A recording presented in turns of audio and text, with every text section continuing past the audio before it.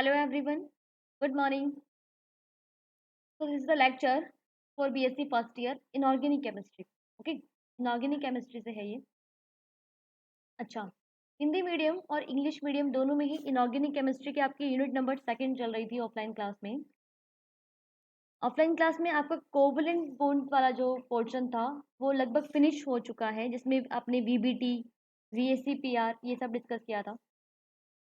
Right, VACPR complete हो चुकी है आप लोगों की. Now the next topic of that unit is molecular orbital theory. ये यूनिट नंबर सेकंड का लास्ट टॉपिक है, MOT.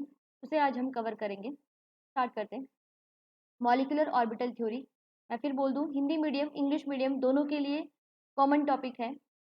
मैं हिंदी में ट्रांसलेट करती जाऊंगी, साथ साथ आप हिंदी मीडियम स्टूडेंट भी नोट्स बनाते जाएंगे. ओके. मॉलिक्यूलर ऑर्बिटल थ्योरी या MOT, शॉर्ट में इसको बोलेंगे MOT, अणु कक्षक सिद्धांत. अच्छा, वैसे ये थ्योरी आपने 11th 12th क्लास में भी पढ़कर आए हो. आप प्रीवियस क्लास में पढ़कर आए हो ना,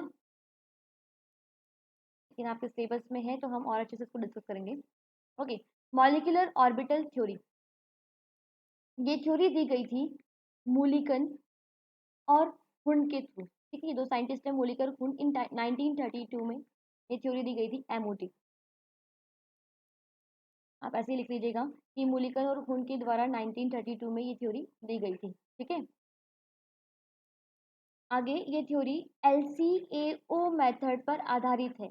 LCAO method, that means linear combination of atomic orbital. ठीक है, इस मेथड पर आधारित है ये.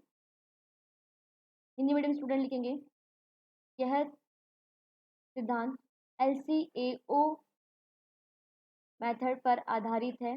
LCAO का फुल फॉर्म है परमाणुवीय कक्षकों का रेखीय संयोग.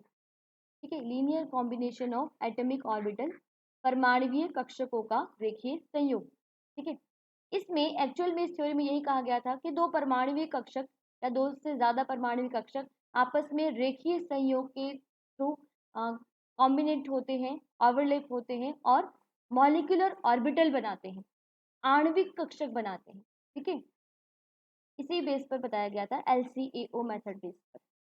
ठीक है, देखो इस थ्योरी का नाम ही MOT है, मॉलिक्यूलर ऑर्बिटल थ्योरी. एक्चुअल में यहाँ मॉलिक्यूलर ऑर्बिटल ही बनेंगे, एटॉमिक ऑर्बिटल्स आपस में ओवरलैप करेंगे और मॉलिक्यूलर ऑर्बिटल बनेंगे, जिससे मॉलिक्यूल बनते हैं, यानी इन दोनों के बीच में बॉन्डिंग हो जाएगी.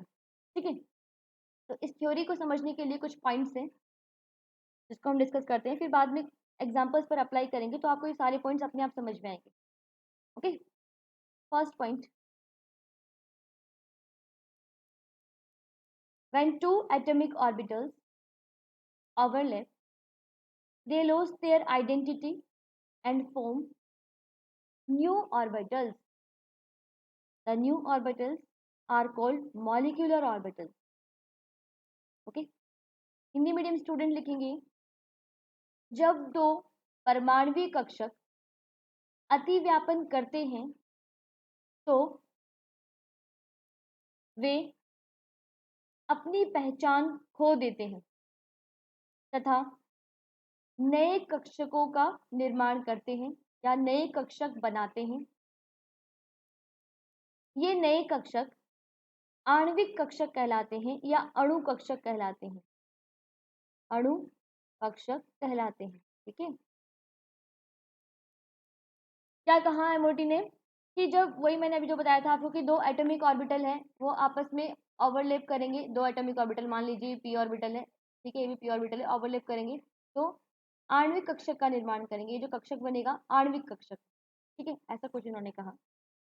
आगे चलते हैं. नेक्स्ट पॉइंट, मॉलिक्यूलर ऑर्बिटल्स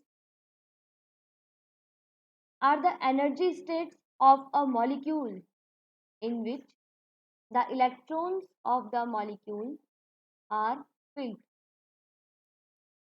ठीक है, हिंदी मीडियम स्टूडेंट लिखेंगे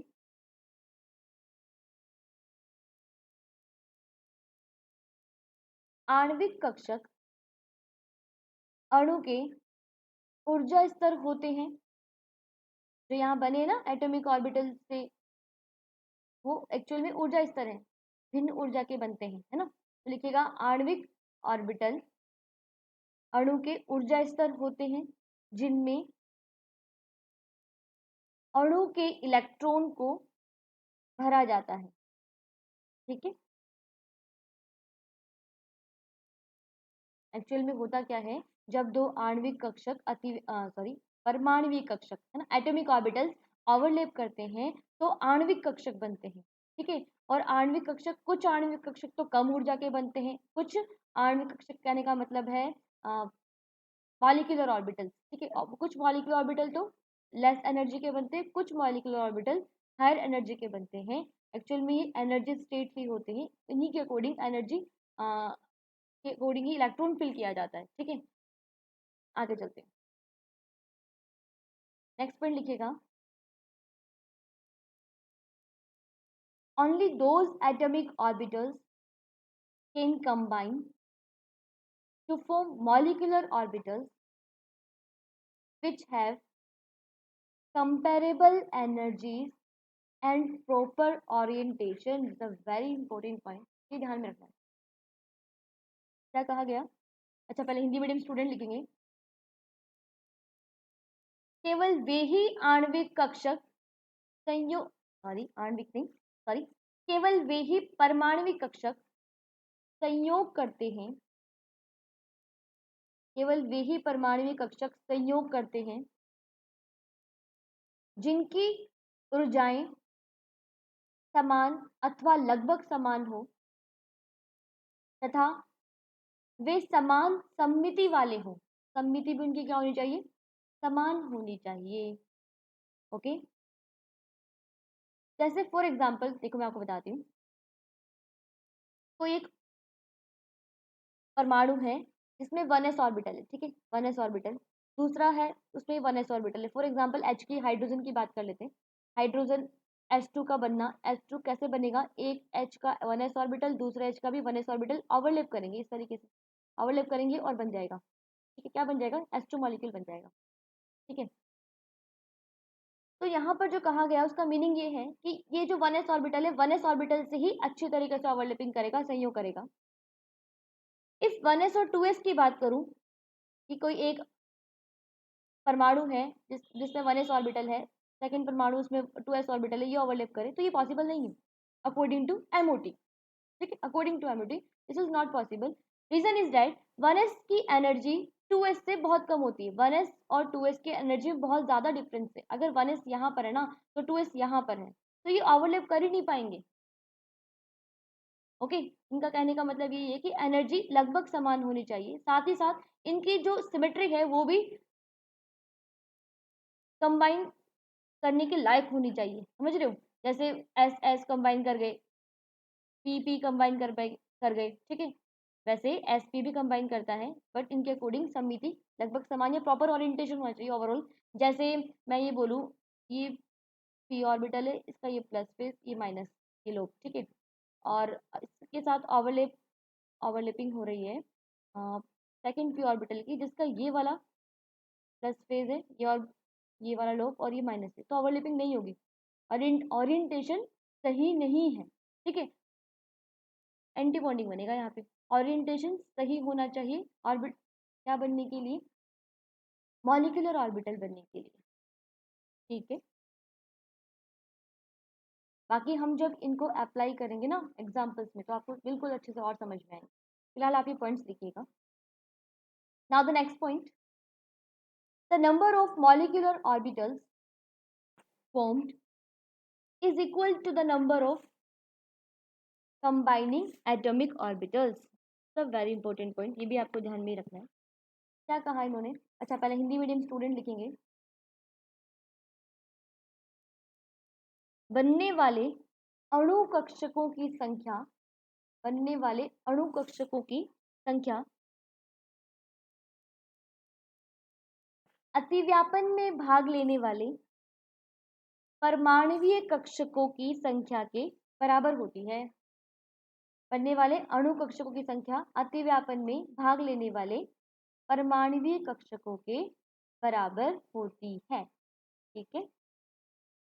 कहने का मतलब ये है जितने भी एटॉमिक ऑर्बिटल पार्टिसिपेट कर रहे हैं, मैंने कहा जरूरी नहीं है कि कोई 2 एटॉमिक ऑर्बिटल ही पार्टिसिपेट करे बॉन्ड फॉर्मेशन में, हो सकता है एक से ज्यादा पार्टिसिपेट कर रहे हैं, ठीक है। तो जितने भी एटॉमिक ऑर्बिटल पार्टिसिपेट कर रहे हैं टोटल, जैसे मान लीजिए 4 एटॉमिक ऑर्बिटल है जो बॉन्ड फॉर्मेशन में पार्टिसिपेट कर रहे हैं, तो जो मॉलिक्यूलर ऑर्बिटल बनेंगे वो भी उतने ही बनेंगे, 4 ही मॉलिक्यूलर ऑर्बिटल बनेंगे, ठीक है। 6 है तो 6 ही मॉलिक्यूलर ऑर्बिटल बनेंगे, ये ध्यान में रखना है। जितने एटॉमिक ऑर्बिटल कंबाइन होते हैं उतने ही मॉलिक्यूलर ऑर्बिटल बनते हैं, ठीक है। वो अलग बात है, उनमें से कुछ तो बॉन्डिंग बनेंगे, कुछ एंटी बॉन्डिंग बनेंगे, ठीक है, लेकिन टोटल जो है टोटल नंबर सेम रहेगा, जितने एटॉमिक ऑर्बिटल उतने ही मॉलिक्यूलर ऑर्बिटल, ओके। ये चीज हम देखेंगे भी आगे एग्जांपल्स में। Now the next point is when two atomic orbitals combine they form two new orbitals called bonding molecular orbitals, okay, that is BMO। bonding molecular orbital को अब हम BMO से रिप्रेजेंट करेंगे, ठीक है, इतना बड़ा नहीं लिखेंगे। And anti bonding molecular orbitals,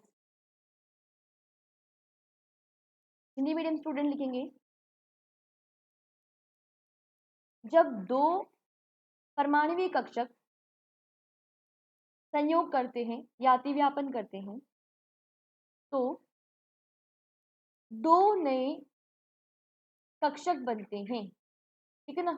देखो दो ने पार्टिसिपेट किया ओवरलैपिंग में तो दो ही नए कक्षक बनेंगे, ये फिक्स है, ये ध्यान रखना। दो है तो दो ही आणविक कक्षक बनेंगे, दो परमाणविक कक्षक तो दो ही आणविक कक्षक, ठीक है। अब उनमें से अच्छा आगे है called bonding molecular orbital and anti bonding molecular orbital, जो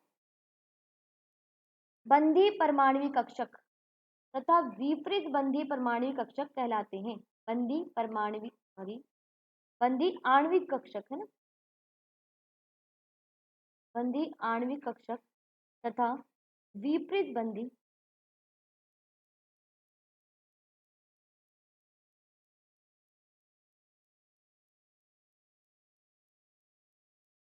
आणविक कक्षक कहलाते हैं या अणु कक्षक कहलाते हैं, ठीक है। फिर मैं बोलती हूँ एक बार कि जब दो परमाणु कक्षक संयोग करते हैं तो दो नए कक्षक बनते हैं जिन्हें बंधी आणविक कक्षक तथा विपरीत बंधी आणविक कक्षक कहते हैं। अब एक चीज मेरी ध्यान से सुन लीजिएगा, ये तो फिक्स है कि जितने आणविक परमाणु कक्षक पार्टिसिपेट करेंगे उतने ही आणविक कक्षक बनेंगे, उतने ही मॉलिक्यूलर ऑर्बिटल्स बनेंगे। लेकिन ये फिक्स नहीं है कि जैसे यहाँ तो बने ही दो हैं तो पक्का एक तो बॉन्डिंग होगा और एक एंटी बॉन्डिंग होगा, लेकिन हमेशा ये फिक्स नहीं है जैसे यहाँ 4 बन गए तो 2 बॉन्डिंग ही हो, 2 एंटी बॉन्डिंग ही हो, ठीक है। 5 बन गए तो 2, अब इसमें से कैसे बताओगे आप, समझ रहे हो। तो ये फिक्स नहीं होता कि कितने बॉन्डिंग और कितने एंटी बॉन्डिंग या बॉन्डिंग एंटी बॉन्डिंग बराबर बनेंगी क्या, जितने एंटी बॉन्डिंग बनते उतने ही एंटी बॉन्डिंग बनते, ये फिक्स नहीं होता है, मैं फिर बोल रही हूँ, ठीक है। ये फिक्स होता है कि जितने एटॉमिक ऑर्बिटल पार्टिसिपेट करते हैं उतने ही मॉलिक्यूलर ऑर्बिटल बनते हैं, ओके। और इट डजेंट मैटर कि बॉन्डिंग मॉलिक्यूलर ऑर्बिटल जितने हैं उतने ही एंटी बॉन्डिंग बने या जितने एंटी बॉन्डिंग है उतने ही बॉन्डिंग बने, ऐसा नहीं है। लेकिन आपके यहाँ जो एग्जाम्पल्स आने वाले हैं, आप तो अभी फर्स्ट ईयर में हो ना, इस लेवल पे जो भी एग्जाम्पल्स आने वाले हैं उनमें लगभग आपको यही देखने को मिलेगा कि जितने बॉन्डिंग बन रहे हैं उतनी ही एंटी बॉन्डिंग दिखेंगे आपको ना। तो इस चीज़ को पकड़ के नहीं रखना है हमेशा के लिए, आगे जब आप कभी और आगे केमिस्ट्री पढ़ेंगे तो आगे ये चीज़ देखने को मिलेगी कि जरूरी नहीं है जितने बॉन्डिंग बनते हैं उतने ही एंटी बॉन्डिंग बनते हैं, ओके। कई बार ये कॉन्सेप्ट हम पकड़ के बैठ जाते हैं कि ऐसा ही होता है, फिर आगे जाके हम ऐसे बोलते हैं कि ये क्या हो गया, ये तो गलत हो गया है ना। तो ये ध्यान रखना ये वाली बात कि फिक्स ये होता है, ये फिक्स नहीं होता। So finally, the next point is लिखेगा the bonding molecular orbital BMO are represented by sigma, pi, etc. Okay, whereas the corresponding anti-bonding molecular orbital are represented by sigma star and pi star. Okay, anti bonding को हम star से ही represent करते हैं, okay. Hindi medium student लिखेंगे बंधी परमाणु आणविक कक्षक को सिग्मा पाई आदि से प्रदर्शित किया जाता है, जबकि संबंधित विपरीत बंधी आणविक कक्षक को सिग्मा स्टार तथा पाई स्टार से प्रदर्शित किया जाता है। संबंधित मतलब सिग्मा का एंटीबॉन्डिंग सिग्मा स्टार, पाई का एंटीबॉन्डिंग पाई स्टार, आगे डेल बॉन्ड भी बनता है, डेल का एंटीबॉन्डिंग डेल स्टार, बट आपके सिग्मा एंड पाई ही रहने वाला है। ओके, आगे चलते हैं। देखो ऑब्वियसली यही बनेंगे, जैसे हमें पता है, जैसे फॉर एग्जाम्पल वही एस्ट्रो लेते हैं, दो हाइड्रोजन है, ठीक है, दोनों हाइड्रोजन दैट मीन्स 1s दोनों ओवरलैपिंग करेंगे तो क्या बन जाएगा, S2 बन जाएगा, मॉलिक्यूल बन जाएगा। ये मॉलिक्यूल कब बना, जब इन दोनों के बीच में सिग्मा बॉन्ड बन गया। समझ में आ रही है बात, यानी कि जब ये दोनों एटॉमिक ऑर्बिटल ओवरलैप करेंगे तो दो है ना, तो दो क्या बनेंगे, मॉलिक्यूलर ऑर्बिटल बनेंगे, और दो मॉलिक्यूलर ऑर्बिटल में कौन कौन से सिग्मा है ना, सिग्मा, सिग्मा बॉन्ड बना तो सिग्मा, ठीक है, सिग्मा मॉलिक्यूलर ऑर्बिटल, और सिग्मा है तो सिग्मा स्टार भी बनेगा, ठीक है, बॉन्डिंग और एंटी बॉन्डिंग, तो दो इस तरीके से बॉन्डिंग और एंटी बॉन्डिंग बनते हैं। अगर पाई है तो पाई पाई स्टार। ओके, आगे चलते हैं। बाकी फिर वही बात अपन एग्जाम्पल पर अप्लाई करेंगे, एमओटी को, एमओ डायग्राम जब बनाएंगे तो आपको क्लियर होता जाएगा ये सारा। है next point, the filling of electron in molecular orbital in a molecule takes place according to Aufbau rule, Aufbau principle, Pauli's exclusion principle and Hund's rule.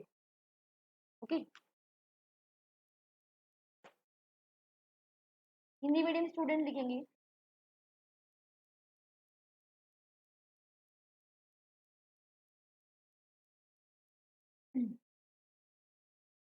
आणविक कक्षकों में इलेक्ट्रॉन अफबाउ रूल या अफबाउ सिद्धांत, Pauli exclusion principle तथा Hund rule के अनुसार भरे जाते हैं। नॉर्मली जो हम इलेक्ट्रॉन फिल करते हैं ऑर्बिटल्स में, वो इसी तरीके से तो फिल करते हैं, ये तीनों रूल फॉलो करते हुए तो फिल करते हैं ना हम लोग। अब सोच रहे होंगे आप ये तीनों रूल क्या है, हम कहाँ फॉलो करते हैं, हम तो ऐसे ही भर देते हैं। एक्चुअल में जो आप भरते हो ना, जो रूल आपने अपना रखा है, जैसे फॉर एग्जाम्पल मैं बात करती हूँ, ये डी ऑर्बिटल है, ठीक है, आपको 4 इलेक्ट्रॉन फिल करने, तो आप कैसे करोगे, पहले इसमें 1 देन 2 देन 3 देन 4, 5 करने तो पहले 5 ऐसे अनपेयर करोगे, उसके बाद 6 6 फिल करने तो 6 वाला फिर पेयर करोगे, देन 7 देन 8, इसी तरीके से फिल करते हैं ना ऐसे। तो ये जो आप रूल अपना रहे हो ना, पहले अनपेयर फिर पेयर, ये सारे आप इन रूल इनके अकॉर्डिंग ही फिल कर रहे हो, ये आपको ऑलरेडी याद है ना। एक्चुअल में ये है क्या, थोड़ा सा मैं आपको बता दूं, ऐसे आपको पता होगा। जो अफबाउ प्रिंसिपल है वो ये कहता है कि इलेक्ट्रॉन को एनर्जी के इंक्रीजिंग ऑर्डर में फिल कीजिए। आप इलेक्ट्रॉन को फिल कर रहे हो ऑर्बिटल्स में, वो एनर्जी के इंक्रीजिंग ऑर्डर में फिल कीजिए, ठीक है। फॉर एग्जांपल जैसे 1s है और एक 2s है, ठीक है, तो ज्यादा एनर्जी किसकी है, 2s की है ना। 1s की एनर्जी कम होती है, इसकी ऊर्जा कम होती है, तो इलेक्ट्रॉन जब आप फिल करेंगे तो पहले आप 1s में फिल कीजिए, उसके बाद आप 2s में फिल कीजिए। Okay, according to aufbau rule. Okay, then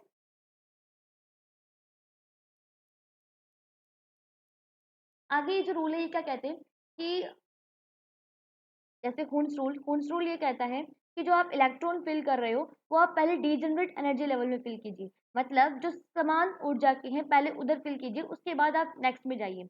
जैसे मैंने ये डी ऑर्बिटल में इलेक्ट्रॉन फिल किया, तो डी ऑर्बिटल में देखो 1 2 3 4 5 5 डी जनरेट ऑर्बिटल है, डी में 5 डी जनरेट ऑर्बिटल है, डी जनरेट का मतलब समान ऊर्जा के हैं, तो पहले आप इनको कंप्लीट कीजिए, उसके बाद आप आगे जाइए, ठीक है। ये कहता है, जैसे मैं यहाँ 1s2 2s2 2p6 पी की बात करूँ, आगे पी आता है ना, ठीक है, ये 2p है, तो आप पहले क्या करो, 1s में फिल कर दो, कंप्लीट फिल कर दो, फिर 2s में कर दो, फिर उसके बाद 2p में जाओगे, तो पहले इस 2p में पूरा फिल करो ऐसे करके, उसके बाद आप आगे जाओ। ओके, ये कहता है, यानी पहले डी जनरेट एनर्जी लेवल को कंप्लीट करो, उसके बाद आगे जाओ। आगे जो पाउली एक्सक्लूजन प्रिंसिपल है वो ये कहता है कि किसी एक ऑर्बिटल में इलेक्ट्रॉन मैक्सिमम 2 ही फिल किए जाएंगे, उससे ज्यादा नहीं, और वो भी कैसे,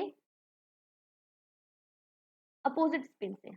ओके, इस तरीके से। और आप जब फिल कर रहे हो इलेक्ट्रॉन हुंड ये भी कहता है साथ में हुंड्स कि आप इलेक्ट्रॉन जो डीजेनरेट एनर्जी लेवल में फिल कर रहे हो वो इस तरीके से फिल करो कि पहले सारे अनपेयर्ड रखो, हमने ऐसे ही किया था ना 1 2 3 4 5, देन आप पेयरिंग करो।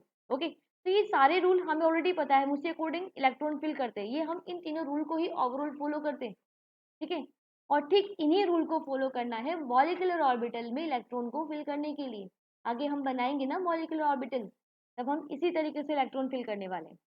ओके, आगे चलते हैं। Next point, it is 8 point. देखिएगा, number of bonds between two atoms is called bond order and is given by bond order is equal to non bonding, non bonding नहीं लिखा है, N ऐसे लिखा हुआ है, एन फिर स्मॉल बी लिखा हुआ है। ठीक है, माइनस फिर एन फिर स्मॉल ए लिखा हुआ है, अपोन में 2 लिखा हुआ है। ओके, यहाँ पर ये जो N number of electron in bonding molecular orbital है, और ये है number of electron in antibonding molecular orbital, upon में 2। ठीक है, अब एमओटी के अकॉर्डिंग आप बॉन्ड ऑर्डर को भी कैलकुलेट कर सकते हो। ठीक है, इस थ्योरी के अनुसार इन्होंने इस तरीके से कहा, पहले हिंदी मीडियम स्टूडेंट लिखेंगे कि दो परमाणु के बीच के बंध को, ऐसे लिखोगे सॉरी, दो परमाणु के बीच के बंधों की संख्या को बॉन्ड ऑर्डर कहते हैं, और इसे निम्न प्रकार ज्ञात किया जा सकता है, that is bond order is equal to N फिर small b minus n small a upon में 2। ठीक है, यहाँ पर ये जो एन बी है ये क्या है, आगे लिख लीजिएगा, number of electrons in bonding molecular orbital, बंधीय परमाणविक आणविक कक्षक में उपस्थित इलेक्ट्रॉनों की संख्या। ठीक है, और एन ए रिप्रेजेंट कर रहा है यहाँ पे विपरीत बंधी आणविक कक्षकों में उपस्थित इलेक्ट्रॉनों की संख्या। ठीक है, तो यहाँ पर हम क्या करेंगे, एटॉमिक ऑर्बिटल लेंगे, एटॉमिक ऑर्बिटल से मॉलिक्यूलर ऑर्बिटल बनाएंगे। अब मॉलिक्यूलर ऑर्बिटल में जो भी इलेक्ट्रॉन आप फिल कर रहे हो, कुछ बॉन्डिंग बनेंगे कुछ एंटी बॉन्डिंग बनेंगे, तो आप बॉन्ड ऑर्डर निकाल सकते हो इलेक्ट्रॉन फिल करने के बाद कि कितने एंटी बॉन्डिंग में मॉलिक्यूल इलेक्ट्रॉन है और कितने बॉन्डिंग मॉलिक्यूलर ऑर्बिटल में इलेक्ट्रॉन है, उस अकॉर्डिंग उनको आराम से गिनो और इस फॉर्मूले में रखो, बॉन्ड ऑर्डर आ जाएगा। और बॉन्ड ऑर्डर होता क्या है, किन्हीं दो एटम के बीच में प्रेजेंट जो नंबर ऑफ बॉन्ड है that is bond order. For example जैसे मैं सी एन की बात करूँ, साइनाइड की बात करूँ, तो C N you know that C triple bond N होता है ना, C triple bond N, that means C N का बॉन्ड ऑर्डर क्या है, 3, क्योंकि 3 बॉन्ड है इन दोनों के बीच में। बात समझ में आई। जैसे मैं एस टू की बात करूँ, तो एस टू में एच और एच के बीच में बॉन्ड 1 है ना, तो 1 बॉन्ड ऑर्डर है। तो ओवरऑल आप एमओटी की हेल्प से किन्हीं दो एटम के बीच में प्रेजेंट नंबर ऑफ बॉन्ड को कैलकुलेट कर सकते हो, है ना, है ना काम की चीज, कि कितने बॉन्ड बनने वाले हैं दो एटम्स के बीच, दो एटम ओवरलैपिंग में पार्टिसिपेट कर रहे हैं, उनके बीच में कितने बॉन्ड बनने वाले हैं, दैट इज बॉन्ड ऑर्डर, और वो आप कैलकुलेट कर सकते हो। और बॉन्ड ऑर्डर का पता चल गया तो वहां से आप बहुत सारी इंफॉर्मेशन ले सकते हो। एक्चुअल में बॉन्ड ऑर्डर जितना ज्यादा होता है, बॉन्ड स्ट्रेंथ उतनी ज्यादा होती है। ठीक है, उतना ही मजबूत होता है, जितने ज्यादा बॉन्ड बनेंगे इनके बीच, यानी जितनी ज्यादा ओवरलैपिंग होगी तो इन दोनों के बीच में उतनी ही ज्यादा तो क्या बोलेंगे उसको, ओवरलैप वो हो रही है, स्ट्रांगनेस आ रही है, एक्चुअल में ये दोनों उतने ही ज्यादा कंबाइन हो रहे हैं। ठीक है, और जितना ज्यादा बॉन्ड ऑर्डर होता है उतनी ही बॉन्ड लेंथ कम होती है, तभी तो हम बोलते हैं सिग्मा बॉन्ड सबसे लॉन्ग होता है, देन पाई डबल बॉन्ड जिसमें एक पाई बॉन्ड छोटा होता है, ट्रिपल बॉन्ड और भी छोटा होता है ना, ऐसे करके होता है। तो बॉन्ड लेंथ का पता चल जाएगा अगर आपको बॉन्ड ऑर्डर का पता चल गया कि कितना बॉन्ड ऑर्डर है, यानी कितने नंबर ऑफ बॉन्ड है वो समझ में आ जाएंगे, और नंबर ऑफ बॉन्ड समझ में आ गए डेट मीन्स आप ये पता कर सकते हो कि किसके बीच में दूरी ज्यादा है, किसके बीच की दूरी कम है, इन दोनों के बीच के डिस्टेंस, किन्हीं दो एटम के बीच के डिस्टेंस का आप कंपेरेटिवली बता सकते हो, राइट। तो आगे आप ये भी लिख लीजिएगा, bond order is directly proportional to the stability of molecule, या बॉन्ड ऑर्डर डायरेक्टली प्रोपोर्शनल समानुपाती होता है किसके, मॉलिक्यूल के स्थायित्व के, वही वाली बात, जितना ज्यादा बॉन्ड ऑर्डर होगा यानी जितने ज्यादा बॉन्ड होंगे उतना ही स्ट्रॉन्ग है इन दोनों के बीच में कॉम्बिनेशन, उतना ही स्ट्रॉन्ग है। जितना ज्यादा स्ट्रॉन्ग कॉम्बिनेशन उतनी ही ज्यादा स्टेबिलिटी आएगी। समझ रहे हो ना, उतनी ज्यादा स्टेबिलिटी आएगी। यानी मैं बोल सकती हूँ जितना ज्यादा बॉन्ड ऑर्डर उतनी ज्यादा स्टेबिलिटी। ये लिखा है bond order is directly proportional to the stability of molecule. आगे बिल्कुल ये वाला कॉन्सेप्ट हम अप्लाई करने वाले हैं। ध्यान रखना ये जो पॉइंट्स लिखवा रही हूँ मैं, आगे जो भी हम एग्जांपल्स करेंगे उन सब में ये पॉइंट्स काम में आने वाले हैं। ओके, नेक्स्ट है bond order inversely proportional to the bond length. यही कहा अभी हमने कि जितने ज्यादा बॉन्ड उतनी ही बॉन्ड लेंथ कम, जितने कम बॉन्ड उतनी ही बॉन्ड लेंथ ज्यादा। दैट मीन्स इनवर्स हो गया। इनवर्स, इनवर्स का मतलब क्या होता है? व्युत्क्रमानुपाती, है ना। बॉन्ड ऑर्डर व्युत्क्रमानुपाती होता है बॉन्ड लेंथ के, बंध लंबाई के। Okay, now the next point is, ये भी ध्यान रखना है लास्ट के जो पॉइंट है बहुत काम के, हर एग्जांपल में काम आने वाले। देखिएगा, if all the electrons in a molecule are paired then the substance is a diamagnetic. If they are unpaired electron then the substance is paramagnetic. Hindi medium student लिखेंगे, यदि अणु में उपस्थित सभी इलेक्ट्रॉन युग्मित होते हैं तो वह पदार्थ डायामैग्नेटिक यानी प्रतिचुंबकीय होता है। प्रतिचुंबकीय, इस बात को ध्यान में रखना। जस्ट हम अप्लाई करेंगे तो पूछूंगी मैं आपसे, और वही बात आप सोच रहे हो कैसे पूछोगे, हम तो घर पे हैं, है ना। खैर, डायामैग्नेटिक प्रतिचुंबकीय। आगे लिखिएगा, यदि इलेक्ट्रॉन अयुग्मित हो तो पदार्थ पैरामैग्नेटिक होता है या अनुचुंबकीय होता है। ये इसकी चुंबकीय प्रकृति होगी। दैट मीन्स मैं ये बोल दूं कि एमओटी चुंबकीय प्रकृति, मैग्नेटिक प्रॉपर्टी को भी बता रहा है कि जो करस्पॉन्डिंग सब्सटेंस है, जो एटॉमिक ऑर्बिटल के ओवरलैपिंग से बन रहा है, बनने वाला जो मॉलिक्यूल है या मॉलिक्यूलर ऑर्बिटल है, मॉलिक्यूल्स है, वो डायामैग्नेटिक है या पैरामैग्नेटिक है, इस बात का भी पता लग रहा है एमओटी से। ठीक है, वेरी सिंपल। क्या कहा कि जो मॉलिक्यूलर ऑर्बिटल बनेंगे ना, उसमें अगर सारे के सारे इलेक्ट्रॉन पेयर्ड है तब प्रतिचुंबकीय है, और अनपेयर। अब एक चीज ध्यान रखना कि इस लाइन का मतलब ये नहीं है कि सारे के सारे अनपेयर हो, कम से कम एक भी अनपेयर्ड इलेक्ट्रॉन है तो वो सब्सटेंस कहलाएगा अनुचुंबकीय या पैरामैग्नेटिक। ओके, देखो मैंने यहाँ ऑल नहीं लिखा है, यहाँ पे लिखा है इफ ऑल द इलेक्ट्रॉन, है ना। यहाँ लिखा है if there are unpaired electron. यहाँ तो सभी लिखवाया मैंने, यहाँ नहीं लिखवाया, तो ध्यान रखना कम से कम एक अनपेयर्ड इलेक्ट्रॉन हुआ तो भी अनुचुंबकीय। और जितने ज्यादा अनपेयर्ड इलेक्ट्रॉन होंगे उतना ही ज्यादा पैरामैग्नेटिक सब्सटेंस होगा। ओके, फॉर एग्जाम्पल जैसे S2 की बात करें तो S2 ये मॉलिक्यूल ही तो है। S2 मॉलिक्यूल में कितने इलेक्ट्रॉन? एक इलेक्ट्रॉन H से, दूसरा इलेक्ट्रॉन S से, मतलब वन इसका टू हो गए ना, two electron. And we noted two electron आप मॉलिक्यूलर ऑर्बिटल में फिल करेंगे तो दो एक साथ एक ही ऑर्बिटल में आ जाएंगे ना, एक में आ जाएंगे, यानी पेयरिंग हो गई। पेयरिंग हो गई मतलब डायमैग्नेटिक है, डायमैग्नेटिक यानी प्रतिचुंबकीय, राइट। S2+ की बात करें तो S2+ में कितने इलेक्ट्रॉन होंगे? देखो S2 में दो इलेक्ट्रॉन, इसमें S2 में, तो H2+ में ऑब्वियसली इससे एक कम इलेक्ट्रॉन होगा। यहाँ पर दो है तो यहाँ पर कितने? एक ही इलेक्ट्रॉन होगा, क्योंकि ये प्लस है, एक इलेक्ट्रॉन गायब है। जितने ज्यादा प्लस चार्ज होते हैं उतने इलेक्ट्रॉन गायब होते हैं उस स्पीशीज से। ठीक है, तो H2 में दो इलेक्ट्रॉन, तो H2 में एक हो गया इलेक्ट्रॉन, और एक को आप फिल करोगे तो वो एक ही रहेगा। पेयरिंग कहाँ से होगी? इलेक्ट्रॉन ही एक ही। ठीक है, दैट मीन्स इसका नेचर क्या हो गया?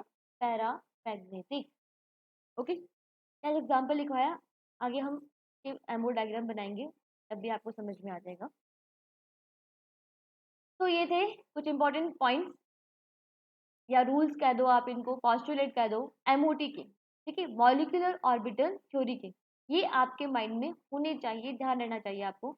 आगे हम जो भी एग्जाम्पल है उन पर अप्लाई करेंगे इनको, तो ये पॉइंट्स आपके ध्यान में होंगे तो आपको फटाफट समझ में आएगा, जल्दी जल्दी समझ में आएगा। बहुत सिंपल है ये थ्योरी, बहुत ही अच्छी वाली है, और बहुत इंटरेस्टिंग भी है, तो ध्यान से आप इनको याद कर लीजिएगा। ओके, नेक्स्ट क्लास में हम इनके एग्जाम्पल देखेंगे। बाकी कुछ स्टूडेंट्स को तो पता भी होगा, आता भी होगा, है ना। ओके, जिनको नहीं आता है, जो जिन्होंने नहीं सीखा है, पहले वाला भूल गए हो, तो ध्यान से देखना, इसके बाद आपको कोई नहीं सिखाएगा, ये ध्यान रखना। फर्स्ट ईयर में आ गया ना दोबारा, अब तीसरी बार नहीं आएगा ये, तो अच्छे से समझ लेना, ठीक है। और जो भी डाउट है, हो सकता है मैंने कुछ लेक्चर में कुछ बोलना मैं भूल गई हो या कुछ इधर उधर बोल दिया हो, है ना, तो आप पक्का पूछे, जरूर पूछे, जो भी डाउट्स है, डाउट्स को अपने पास नहीं रखना है, मुझ तक शेयर करना है। ओके, ताकि मैं उसको नेक्स्ट लेक्चर में इंक्लूड कर सकूं और आपका डाउट क्लियर हो सके। Okay, okay, thank you.